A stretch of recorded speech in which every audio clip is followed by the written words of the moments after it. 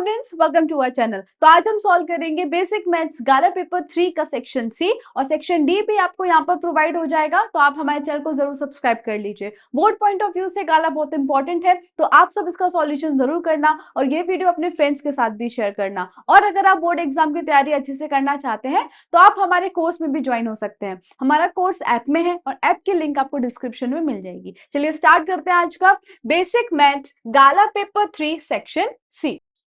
Section C आपका 18 marks का है। आपको कोई 6 क्वेश्चंस अटेम्प्ट करने हैं 9 क्वेश्चन में से। हर एक क्वेश्चन 3 मार्क्स का होगा, तो 6 3 18 मार्क्स का ये सेक्शन रहेगा। क्वेश्चन नंबर 38 से लेकर 46 तक आपको सेक्शन सी में मिलेंगे। अब चलो हम देखते हैं हमारा पहला क्वेश्चन नंबर 38 क्या है। सो 5 ईयर हेंस, हेंस यानी कि 5 साल बाद, the age of Jacob will be 3 times the age of his son. तो ये लीनियर इक्वेशन इन 2 वेरिएबल का क्वेश्चन है। यहाँ पर हमको 2 स्टेटमेंट दे के रखे हैं, पहले वाला ये हो गया और ये दूसरा वाला, इनको इक्वेशन बनानी है फिर सॉल्व करना है। 5 ईयर हेंस की अगर हम बात करें तो इसमें यहाँ पर हम जैकब और उसके सन की बात हो रही है। तो पहले तो अज्यूम करेंगे, let the present age of Jacob is equals to x, the present age of his son is equals to y. क्या लिखा है ये? 5 साल बाद। आगे जो भी हम इक्वेशन बनाएंगे उससे पहले लिखा है कि ये 5 साल बाद की बात हो रही है।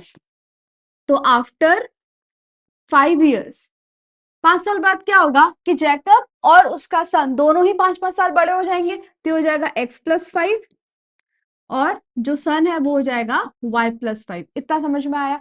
फिर क्या लिखा है? जैकब, हमने इधर जैकब लिखा है, तो Jacob will be 3 times that of his son. तो 5 साल बाद, तो हमने 5 साल बाद कर दिया। फिर Jacob will be 3 times that of his son, तो ये जैकब विल बी 3 टाइम्स यानी कि 3 गुना, तो उसके सन के एज का 3 गुना। तो हम इसको सॉल्व कर देंगे। x+5 is equals to 3y+15। ठीक है, तो ये हो जाएगा x - 3y इक्वल्स 15 - 5 कितना होता है? 10।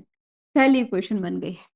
क्लियर है? फिर सेकंड में है 5 years अगो। अब 5 साल पहले की बात हो रही है, तो बिफोर 5 years, दोनों 5-5 साल कम होंगे, तो x - 5 कर दो और यहाँ y - 5 कर दो। तो 5 years ago Jacob was 7 times the age of his son. ये जो जैकब है वो अपनी सन के एज का 7 टाइम्स था।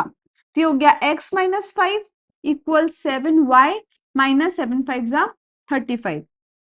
तो हो गया x - 7y is equals to -35 plus 5 कितना होगा? -35 प्लस 5, तो हो जाएगा -30। और ये हो गई हमारी दूसरी इक्वेशन। अब इस इक्वेशन को आप एलिमिनेशन से सॉल्व करो या सब्स्टिट्यूशन से करो, है ना, जो आपकी मर्जी, जो इजी लगता हो। x - 3y इक्वल्स 10 और x - 7y equals -30। x - 3y equals 10, x - 7y -30। तो हम यहाँ पर एलिमिनेशन ले लेंगे, इजी रहेगा। x वेरिएबल सेम है, बस साइन सेम नहीं है, तो हम दोनों इक्वेशन को सब्ट्रैक्ट कर देंगे, तो साइन चेंज हो जाएगा, माइनस प्लस और प्लस, तो ये कैंसिल हो गया। 7 - 3 कितना होता है? 4y और 30 माइनस ये दोनों ऐड हो गए। देखो 10 + 30 कितना हो गया? 40। Therefore y is equals to 40/4। 4 10s 40। y कितना आ गया? 10 आ गया। ठीक है, अब ये y की वैल्यू दोनों में से किसी भी एक इक्वेशन में रख दो। जैसे हम यहाँ पर ये इस इक्वेशन में रख देते हैं, x - 3y इक्वल्स 10। तो हो जाएगा x - 3y यानी कि 3 10s 30 इक्वल्स 10। ये वहां जाएगा तो क्या हो जाएगा? x is equals to 10 + 30। Therefore x is equals to 40। ठीक है, x आ गया 40। तो हमने x किसको माना था? फाइनल हम आंसर यहाँ लिखेंगे, x था जैकब का एज और y था सन का एज। देयरफॉर पूरा लिखना, the present age of Jacob is 40 years and the present age of his son is 10 years. ये स्टेटमेंट लिखकर आपका आंसर खत्म। क्लियर हो गया? चलो नेक्स्ट। फिर से लीनियर इक्वेशन इन टू वेरिएबल, 39 नंबर का क्वेश्चन है। हमको इसको एलिमिनेशन मेथड से सॉल्व करना है। तो सबसे पहले स्टैंडर्ड फॉर्म में लेकर आएंगे। पहले वाली तो ऑलरेडी है, 3x minus 5y minus 4 equals 0, -4 equal 0। -4 को यहाँ ले जाओ तो हो जाएगा इक्वल्स टू 4, है ना। अब क्या करना है, देखो 9s is equals to 2y plus 7, तो प्लस 7 ठीक है, लेकिन वेरिएबल को यहाँ ले आते हैं तो हो जाएगा 9x minus 2y equals to 7, है ना। अब ये एकदम प्रॉपर इक्वेशन बन गई। एलिमिनेट करना है तो कोई भी एक वेरिएबल के साथ जो कोएफिशिएंट है वो पूरा सेम होना चाहिए। तो हम क्या करेंगे, ये 9 है, ये 3 है, अगर हम ऊपर वाली इक्वेशन को 3 से मल्टीप्लाई कर दें तो ये 9x हो जाएगा और ये ऑलरेडी 9x है। तो इक्वेशन क्या बन गई, 9x माइनस 3 5 15y इक्वल्स 3 4 12, और नीचे ऑलरेडी था 9x minus 2y equal 7। Eliminate करना है, साइन सेम है तो हम इनको क्या करेंगे, सबट्रैक्ट करेंगे। सबट्रैक्शन में साइन बदल जाते हैं, तो ये माइनस, ये प्लस, ये माइनस, ये कैंसिल हो गया। अब -15 प्लस 2 तो हो जाएगा माइनस का 13y, और 12 माइनस 7 होता है 5। Therefore y is equals to -5/13। ठीक है, y की वैल्यू आई -5/13। अब आपको पूरा ये हो गया। अब इसकी वैल्यू हम कोई भी इक्वेशन में रख देते हैं, पहली वाली इक्वेशन में जो ओरिजिनल है ना उसी में रखना। क्या है, 3x minus 5y equals to 4। ठीक है, तो y की है -5/13, 3x minus 5y minus 5/13 equals to 4। तो हो गया 3x minus minus plus 5 5 25 divide by 13 equals to 4। अब 3x is equals to, LCM ले लेंगे यहाँ पर, 3x के नीचे कुछ नहीं है तो 1 होगा, 1 मान लेते हैं, तो एलसीएम क्या हो जाएगा, 13 हो जाएगा। तो इंटू 13, तो ऊपर भी इंटू 13, 13 3 होता है 39x plus 25 is equals to 4। 39x plus 25 is equals to 13 4 कितना होता है 52। ओके, अब 25 वहां जाएगा तो 39x is equals to 52 minus 25। 39x is equals to 12 minus 5 करो कितना आएगा, 7 आएगा, और 4 minus 2 2। Therefore x is equals to हो जाएगा 27। 39 मल्टीप्लाई में है तो डिवाइड में आ जाएगा, 3 9 27 होता है, 3 1 3 3 3 9, तो x की वैल्यू आ गई 9/13। ठीक है, क्लियर है। देखो y आया -5/13 और x आया 9/13 एलिमिनेशन के मेथड के थ्रू। ठीक है, क्वेश्चन 40 है एपी का। Find the sum of first 51 terms of an AP whose second and third term are 14 and 18। तो A2 देके रखा है 14 और A3 देके रखा है 18, है ना। तो हम A2 से A फाइंड कर सकते हैं, A2 से A फाइंड कर सकते हैं। A2 क्या होता है, A प्लस 1D, A2 है 14 is equals to A plus 1, D क्या होगा। अब कोई भी दो टर्म का डिफरेंस D होता है तो यहां पर D आप लिख सकते हो A3 माइनस A2, तो A3 कितना है 18 माइनस 14। ठीक है, 18 माइनस 14, तो D कितना आ जाएगा 4। ठीक है, D आ गया 4, तो 1D यानी कि 1 4। अब 14 is equals to A plus 4 1 4, minus हो जाएगा तो A आ गया 14 माइनस 4 यानी कि A इज इक्वल्स टू 10। और n हमको सम ऑफ फर्स्ट 51 टर्म्स, तो n ऑलरेडी हमको 51 देकर रखा है। अब Sn का जो फॉर्मूला है वो लगा देंगे, Sn is equals to Sn find the sum of first 51 term, तो Sn is equals to n by 2 in bracket 2a plus n minus 1 d। अब हमारे पास सारी वैल्यूज हैं। n कितने टर्म्स है 51, divide by 2 in bracket 2, a कितना आया 10 आया, प्लस n माइनस 1, 51 माइनस 1 कितना होता है 50, और d हमारा कितना आया 4। 51 बाई 2 ब्रैकेट में 2 10 are 20 प्लस 5 4 are 20 और एक 0, तो ये हो जाएगा 51 डिवाइड बाई 2 इंटू 200 प्लस 20 220, 2 1 2 2 1 2 और 0, तो ये है 51 इंटू 110, तो 561, इसको मल्टीप्लाई करेंगे तो 561 आएगा, है ना। 11 इंटू 51 561 और एक 0 है तो वो लगा दिया, तो S51 आ गया 5610। Clear. Sum of first 51 terms of an AP यानी कि S51 5610, फाइनल आंसर। ठीक है, यहां पर अपने को सेकंड और थर्ड टर्म देके रखा था तो उसके डिफरेंस से डिफाइन कर लिया, और A2 का जो मेथड है, an का जो फॉर्मूला है a plus n minus 1d, उससे हमने a फाइंड कर लिया, बस सारी वैल्यूज उसमें रख दी और आंसर आ गया। क्लियर। चलो next, show that O06 minus 5 3 और 3 1 are the vertices of an isosceles right triangle. तो ये जो वर्टाइसेस हैं ये आइसोसेलेस राइट एंगल ट्राइंगल के हैं। अब आइसोसेलेस का मतलब क्या होता है कि कोई भी दो साइड्स इक्वल होंगे, कोई भी दो साइड्स इक्वल होंगे। जैसे मैंने ये राइट एंगल ट्राइंगल बनाया, ठीक है, तो उसमें ये वाली साइड इज इक्वल्स टू ये वाली साइड, है ना, दो साइड्स इक्वल है तो ये आइसोसेलेस हो गया, और राइट एंगल बोला है तो ये 90 डिग्री है इसलिए आइसोसेलेस, इसलिए राइट एंगल ट्राइंगल हो गया।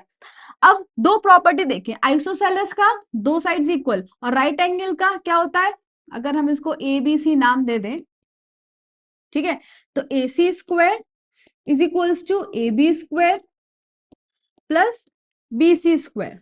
अगर ये कंडीशन सेटिस्फाई हो जाती है और अगर कोई भी दोनों दो साइड इक्वल हो जाती हैं, तब हम ये प्रूव कर देंगे कि हाँ ये एक आइसोसेलेस राइट एंगल ट्राइंगल है।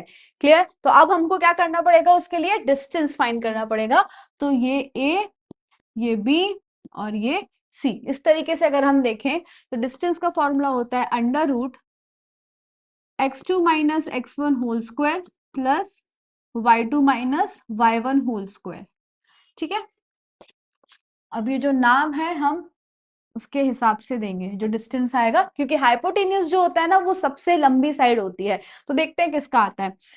सबसे पहले A B is equals to under root A B minus 5 minus 0 whole square, minus 5 minus 0 whole square plus 3 minus 6 whole square. तो ये आ जाएगा माइनस 5 माइनस 0 माइनस 5 और 5 5 सा 25 प्लस 3 होगा माइनस 3 3 3 सा 9 माइनस माइनस प्लस, ये कितना हो गया 34।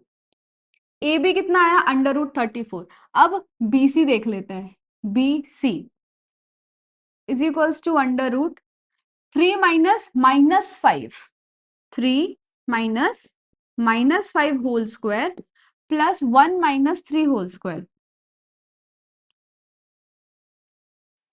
ओके, 3 माइनस माइनस प्लस हो गया तो 3 प्लस 5 8 होता है, 8 का स्क्वायर 64, 1 माइनस 3 माइनस 2 माइनस 2 का स्क्वायर 4, तो ये आ गया 68। ठीक है, बी सी आ गया 68।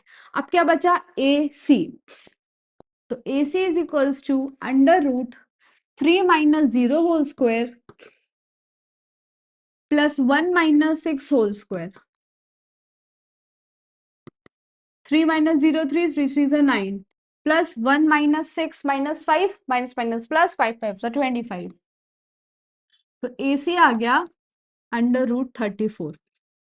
तो दो साइड्स हमारी इक्वल आ गई, देखो 34 34, ए बी 34 आया और ए सी 34 आया, और सबसे बड़ी साइड ये है बी सी। तो हम यहाँ पे लिखेंगे A B equals to AC. Therefore, it is an isosceles triangle, है ना। अब AB square equals to AC square होगा, तो AB कितना है 34 का स्क्वायर इज इक्वल्स टू 34 का स्क्वायर। रूट हटाने के लिए ये स्टेप किया है ना, यानी कि दोनों 34 आ गए, तो आइसोसेलेस है, ये तो पता चल गया। अब हमको बताना है ये एक राइट एंगल ट्राइंगल है, तो उसके लिए पाइथागोरस थ्योरम लगानी पड़ेगी। सबसे बड़ी साइड कौन सी है, ये BC √68, तो ये होगा BC और ये हो जाएगा A। तो अब इसके हिसाब से अगर हम पाइथागोरस देखें तो क्या बनता है, AB square plus AC square is equals to BC square. ठीक है, ये होना चाहिए। अब चेक करते हैं हम, AB स्क्वायर इक्वल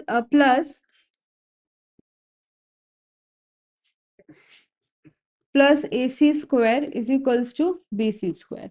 AB कितना है, AB आया 34, तो 34 स्क्वायर प्लस AC कितना है 34 square is equals to BC कितना है 68, सब रूट में है स्क्वायर, तो रूट का स्क्वायर करेंगे तो root square cancel, root square cancel, root और स्क्वायर कैंसिल, तो ये आ गया 34 plus 34 is equals to 68। 34 plus 34 होता है 68 equals to 68। Therefore it is a right angled triangle. Clear, समझ में आ गया। दो साइड्स इक्वल मिली तो ये आइसोसेलेस है, और पाइथागोरस थ्योरम अप्लाई हो गया तो ये राइट एंगल ट्राइंगल है। ओके, चलो नेक्स्ट। तो आगे बढ़ने से पहले मैं आपको एक इन्फॉर्मेशन देना चाहती हूँ कि अगर आप 10 GSEB में हैं और अपने बोर्ड एग्जाम की प्रिपरेशन अच्छे से करना चाहते हैं तो हमने आपके लिए कोर्स लॉन्च किया है जिसका नाम है वॉरियर बैच। इसमें हम आपको पढ़ाएंगे 2 सब्जेक्ट, मैथ्स और सोशल साइंस। इसमें आपको प्रोवाइड किया जाएगा लाइव लेक्चर्स, उसके साथ साथ रिकॉर्डेड लेक्चर्स भी, फिर previous year question paper solution, regular test conduct कराए जाएंगे और आप हमको ऐप में मैसेज करके अपने डाउट्स कभी भी क्लियर कर सकते हैं। इसके अलावा गाला पेपर सॉल्यूशन, दोनों ही सब्जेक्ट के गाला पेपर वीडियो सॉल्यूशन मिलेगा और आपको सॉल्यूशन की PDF भी मिल जाएगी। फिर previous year question paper from 2022 to 2025, इसका भी वीडियो सॉल्यूशन प्लस सॉल्यूशन की PDF भी आपको हमारे ऐप में मिल जाएगी। Chapter wise important question and objectives, दोनों ही सब्जेक्ट के IMP क्वेश्चंस चैप्टर वाइज और IMP ऑब्जेक्टिव्स मिलेंगे आपको। Then text book exercise solution social science, maths की जो टेक्स्ट बुक एक्सरसाइज है उसका तो आपको यूट्यूब पर मिल ही रहा है, लेकिन सोशल साइंस में भी जो टेक्स्ट बुक की एक्सरसाइज है उसका सॉल्यूशन भी आपको ऐप में मिल जाएगा। Chapters wise hand written note, social science में जो सारे चैप्टर्स हैं उन सबके हैंड रिटन नोट्स की PDF आपको मिल जाएगी। Introduction plus exercise solution PDF, maths में आपको जितने भी चैप्टर्स हैं उनका इंट्रोडक्शन और सारे एक्सरसाइज की सॉल्यूशन की PDF, ये सारी चीजें हम हमारे ऐप में प्रोवाइड करेंगे आपको। हमारे ऐप का नाम है UGT, जो प्ले स्टोर पर अवेलेबल है, और अगर आप ऐप स्टोर से डाउनलोड करना चाहते हैं तो इसका नाम है माई institute.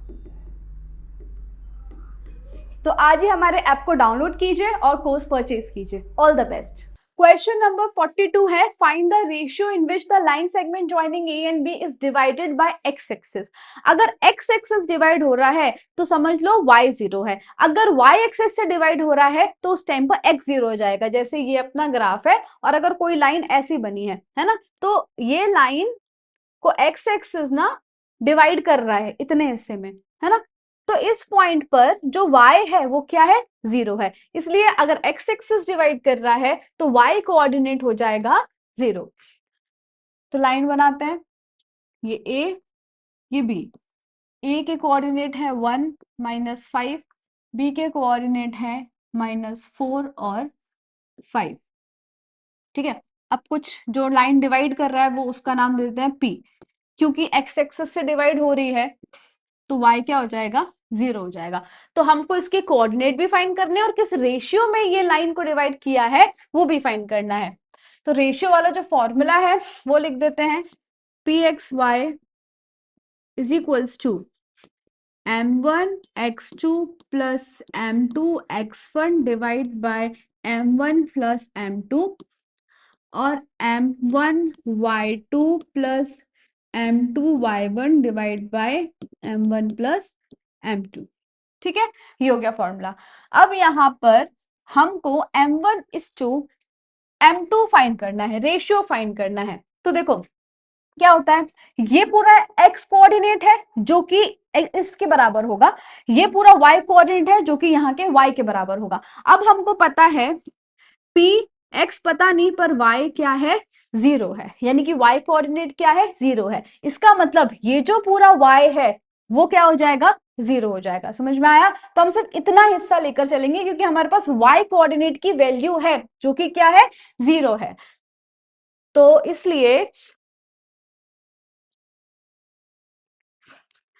m1 y2 plus m2 y1 divide by m1 plus m2 is equals to 0। ठीक है, ऐसे करके सिंस में भी लिख सकते हो, यानी कि रीजन क्या है कि p x 0, तो यहां से पता चल रहा है कि जो y कोऑर्डिनेट है वो 0 है, इसलिए हमने ये 0 ले लिया। ओके, अब y2 और y1 तो है ना, ये x1 y1, ये x2 y2, तो वैल्यूज रख देते हैं। m1 y2 क्या है, 5 प्लस m2 पता नहीं है, और y1 क्या है, -5 whole divide by m1 plus m2 equals to 0। ठीक है, तो ये हो जाएगा 5m1 plus minus minus 5m2 equals, ये डिवाइड में है, यहां जाएगा तो मल्टीप्लाई हो जाएगा, 0 से कुछ भी मल्टीप्लाई होता है तो वो 0 ही हो जाता है। अब -m2 उधर जाएगा प्लस हो जाएगा, तो 5m1 is equals to 5m2। देखो रेशियो आ गया यहाँ पर, m1 इक्वल्स टू 5। अब देखो यहाँ 5 मल्टीप्लाई में है तो डिवाइड में भेज दिया, यहाँ m2 मल्टीप्लाई में है तो यहाँ डिवाइड में भेज दिया, तो 1 1 आ गया। देयरफॉर m1 अपॉन m2 कितना आया, 1 अपॉन 1, तो m1 ratio m2 is equals to 1 ratio 1। समझ आ गया क्या क्या यहाँ पर, क्योंकि x से डिवाइड कर रहा था तो y 0 है, y 0 है यानी कि ये पूरा y कोऑर्डिनेट है वो 0 है, तो हमने सामने वैल्यू पुट कर दी और m1 इज टू m2 का जो रेशियो है वो फाइंड कर दिया। क्लियर है?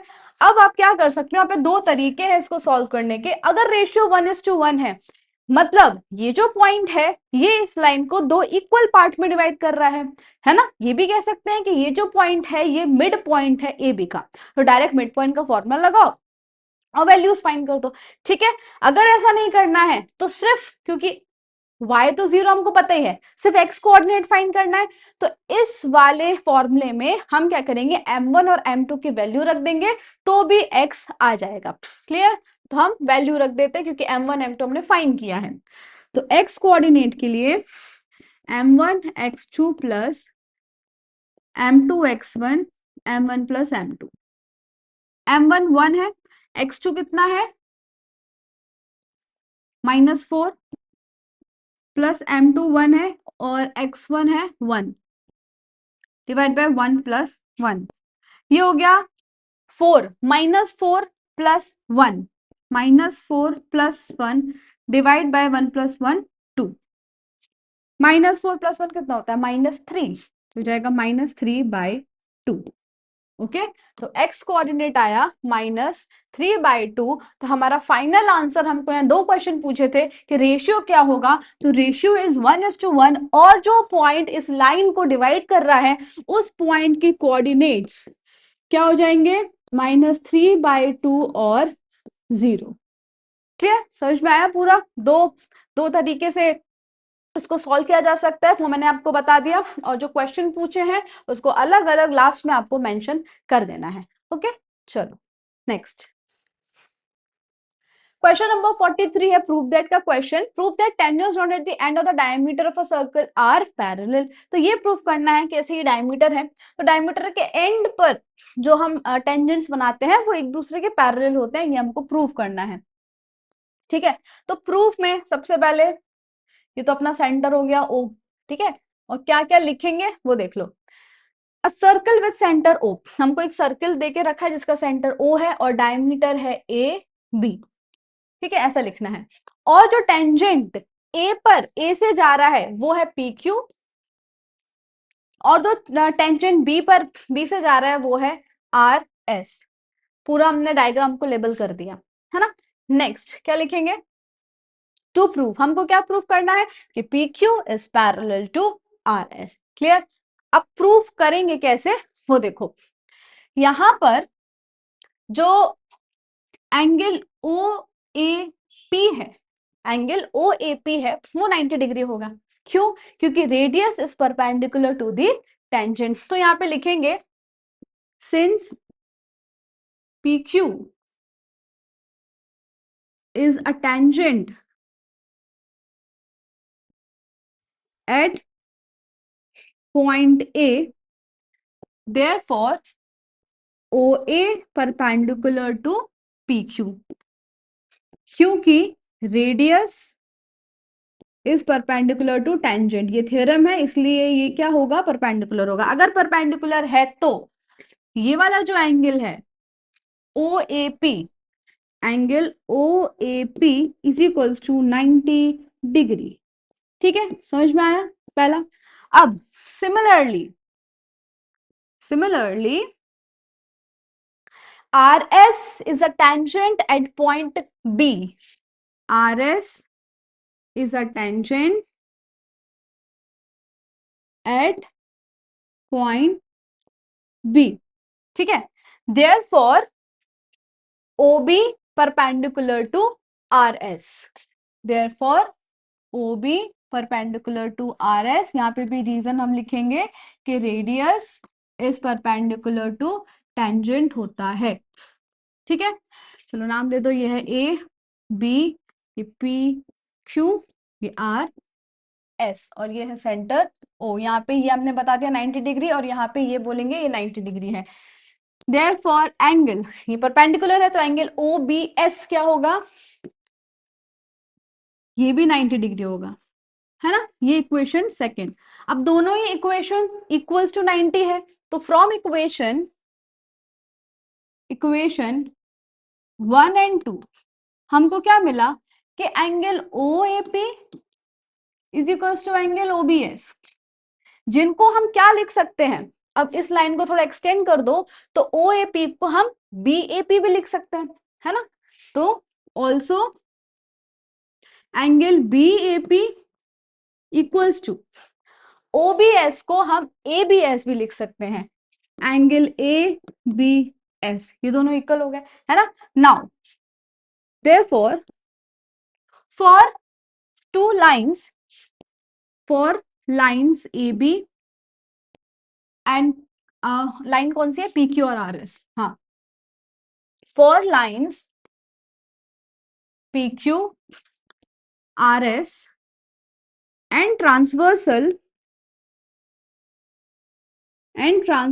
ए बी, दो लाइन पी क्यू और आर एस और उनका जो ट्रांसवर्सल है यानी कि ए बी, इनके लिए angle B A P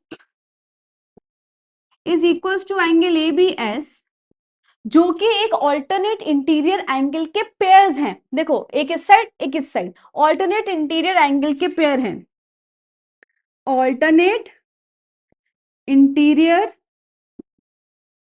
angles are equal, है ना। ऑल्टरनेट इंटीरियर एंगल्स के पेयर है। अगर हमने क्या पढ़ा था, ये 8th 9th में भी पढ़ा है, दो पैरेलल लाइंस हैं तो ऑल्टरनेट इंटीरियर एंगल जो है वो इक्वल होते हैं। अगर ऑल्टरनेट इंटीरियर एंगल इक्वल है तो लाइंस क्या होंगी, पैरेलल, ये उसका कॉन्वर्स हो गया, है ना। ऑल्टरनेट इंटीरियर एंगल्स अगर इक्वल हैं तो लाइंस क्या होगी, parallel. Therefore PQ is parallel to RS, hence proved। ठीक है, समझ में आया। यहाँ पे हमको सिर्फ इतना ही, रेडियस परपेंडिकुलर टू टेंजेंट, बस ये प्रॉपर्टी यूज करनी थी, दोनों तरफ ऑल्टरनेट इंटीरियर के पैर बन जाएंगे जो कि इक्वल है। अगर ए आई ए इक्वल है तो फिर ये दोनों हो जाएंगे पैरेलल लाइंस। क्लियर, चलो नेक्स्ट क्वेश्चन 44 है the radii of two concentric circles are. तो दो कंसेंट्रिक मतलब क्या होता है, ऐसे सर्कल जिनका सेंटर सेम हो, ठीक है, तो इनका सेंटर ओ मान लेते हैं। इनके जो रेडियस है, तो जो बड़ा वाला सर्किल है इसका रेडियस क्या है 13 है, यानी कि ये जो पूरी लाइन है ये हो जाएगी 13 की, और जो छोटा है सर्कल वो उसका रेडियस 8 है। A chord of outer circle touches the inner circle, find the length of that chord. अब ये जो कॉर्ड है लार्जर सर्किल की वो स्मॉलर सर्किल को टच कर रही है ना, तो हमको इस कॉर्ड की लेंथ फाइंड करनी है। तो कॉर्ड का नाम दे देते हैं ए बी और इस पॉइंट को नाम दे देंगे हम एम। इस तरीके से डायग्राम बनेगा। अब आपको पता है कि radius is perpendicular to tangent, तो ये होगा हमारा 90 डिग्री। सो इन ट्राइंगल, कौन सा ट्राइंगल बना, A M O, angle M is equals to 90 degree, और रीजन भी लिखेंगे, radius is perpendicular to tangent, ठीक है, radius is perpendicular to tangent, ऐसा होता है। Therefore by using Pythagoras theorem, OA square is equals to AM square plus OM square. तो OA कितना है 13 square is equals to AM square पता नहीं है, और OM है 8 स्क्वायर। देयरफॉर AM स्क्वायर क्या, 13 का स्क्वायर होता है 169 माइनस 8 8 जा 64, 8 स्क्वायर यहाँ जाएगा तो माइनस हो जाएगा। देयरफॉर AM स्क्वायर कितना आया, 9 माइनस 4 होता है 5, 6 माइनस 6 0 और 1। फिर हम रूट निकाल देंगे। Therefore AM is equals to, ये तो बाहर आएगा नहीं, तो अंडर रूट 105 यही रहेगा, ठीक है। तो AM कितना आ गया 105। अब जो कॉर्ड है वो फाइंड करना है। तो जो रेडियस है वो कॉर्ड को दो इक्वल पार्ट में बाइसेक्ट करती है ना, बाइसेक्ट कर देती है। तो AB, therefore AB is equals to 2 into AM, तो 2 इंटू 105 रूट में। देयरफॉर AB की वैल्यू क्या आ गई, 2 रूट 105, 2 रूट 105। क्लियर है, ऐसे रूट में आंसर है तो सेल्फ डाउट मत करने लगना, यहाँ पे बाहर नहीं निकलेगा तो यहीं पर ही छोड़ देना है। तो ए बी की यानी कि जो कॉर्ड है उसका लेंथ आ गया 2 रूट 105, और यूनिट कुछ दिया नहीं था, वरना आपको यहाँ पे यूनिट भी लिखना रहेगा। ओके, चलो नेक्स्ट क्वेश्चन 45 है, स्टैटिस्टिक्स से है, जहां पर हमको total monthly house hold expenditure देके रखा है 200 फैमिलीज का, और मॉडल मंथली एक्सपेंडिचर निकालना है। मॉडल यानी कि मोड होता है, सबसे इजी होता है मोड। क्या करेंगे, हाईएस्ट फ्रीक्वेंसी कौन सी है 30, तो नहीं 40 है, तो ये हो जाएगा F1, ऊपर वाला F0, नीचे वाला F2, और जो हाईएस्ट फ्रीक्वेंसी की क्लास है वही कहलाएगी मॉडल क्लास, और इसकी जो लोअर लिमिट है इसको हम फॉर्मूले में यूज करेंगे, और इन दोनों का जो डिफरेंस है 2000 माइनस 1500 होता है 500, ये हो जाएगा हमारा H। तो फॉर्मूला होता है Z is equals to L plus F1 minus F0 divide by 2F1 minus F0 minus F2 into H। L यानी कि लोअर लिमिट मॉडल क्लास की, तो 1500 plus 40 minus 24 divide by 2 into 40 minus 24 minus 33, ठीक है, 2F1 minus F0 minus F2 into, अब H क्या है 500 है, तो ये हो जाएगा 1500 plus 16 divide by 80 minus minus minus plus हो जाएगा, तो 57 इंटू 500, 1500 प्लस 16 5 का कितना होता है 80, और 2 0 डिवाइड बाय 80 माइनस 57, तो 3 हो जाएगा 60, 70 80 23।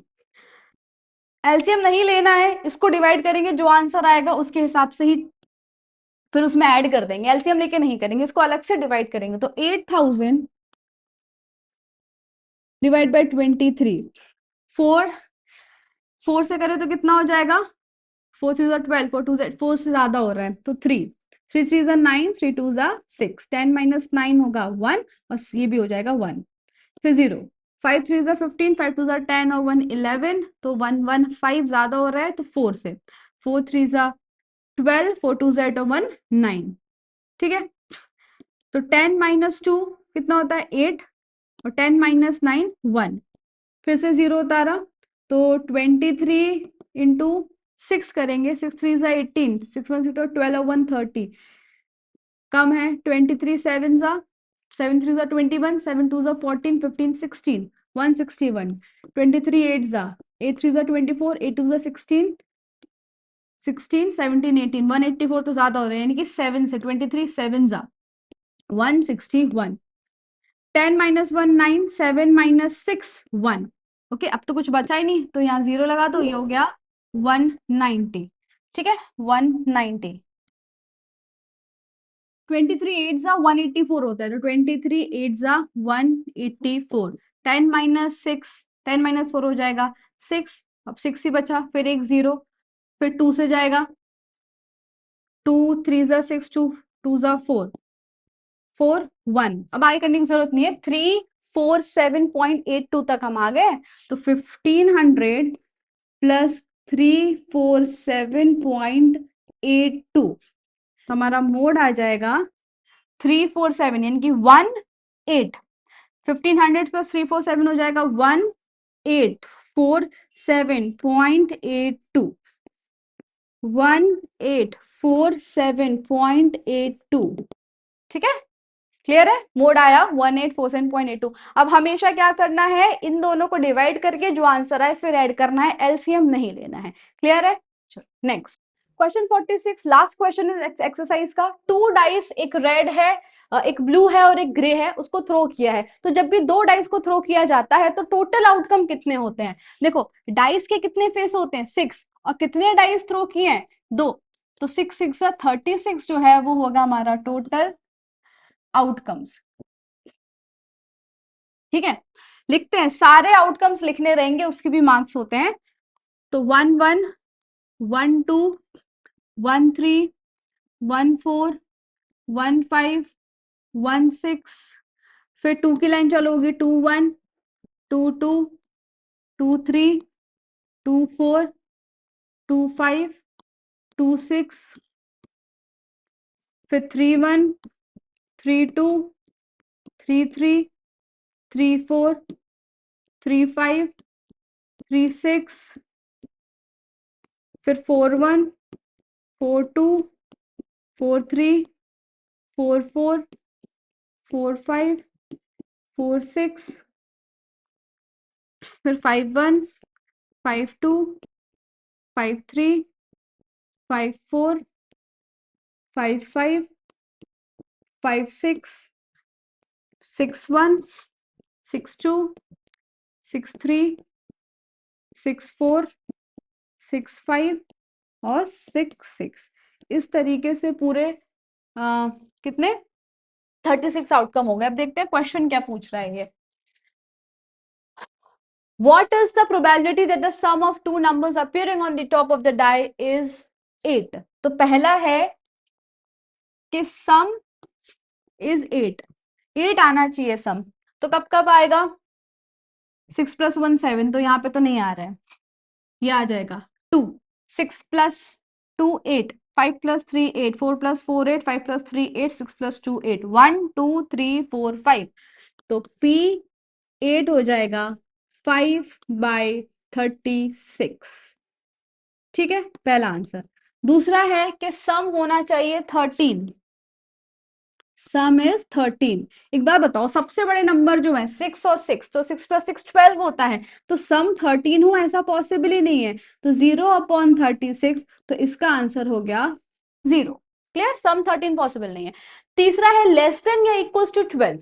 अब देखो इक्वल्स टू 12, सबसे बड़ा नंबर, सबसे बड़ा नंबर 6 + 6 कितना होता है 12 होता है, और इससे पहले जितने भी है वो सब 12 से कम है, यानी कि ये सारे हमारे पॉसिबल आउटकम बनेंगे। तीसरा है लेस देन और इक्वल टू 12, तो सारे के सारे 12 से कम है, और जो आखिरी वाला है 6 वो 12 ही है, तो इसलिए इसका यानी कि इसको हम लिख देते हैं PC, तीसरा इवेंट है ये हो जाएगा 36/36। समझ में आया? सारे के सारे अगर आप टोटल करोगे तो या तो 12 आखिरी वाला और बाकी सारे 12 से कम, तो सब कुछ आ गया इसमें। 36/36 यानी कि ये हो गया 1। क्लियर? समझ में आया? प्रोबेबिलिटी के क्वेश्चंस बहुत इजी होते हैं। स्टैटिस्टिक्स और प्रोबेबिलिटी का वेटेज बेसिक मैथ्स में काफी ज्यादा है, आप उससे अच्छे खासे मार्क्स स्कोर कर सकते हैं, तो ये चैप्टर को प्रायोरिटी रखना अपनी। ठीक है, 3 चैप्टर के नाम दे रही हूँ मैं, स्टैटिस्टिक्स, प्रोबेबिलिटी और अरिथमेटिक प्रोग्रेशन। ठीक है, ओके। तो इसी के साथ हमारा गाला पेपर 3 का सेक्शन C कंप्लीट होता है। आई होप आपको समझ में आया होगा। कोई भी डाउट है आप कमेंट सेक्शन में पूछ सकते हैं, और वीडियो पसंद आया हो do like, share and subscribe our channel. Thank you.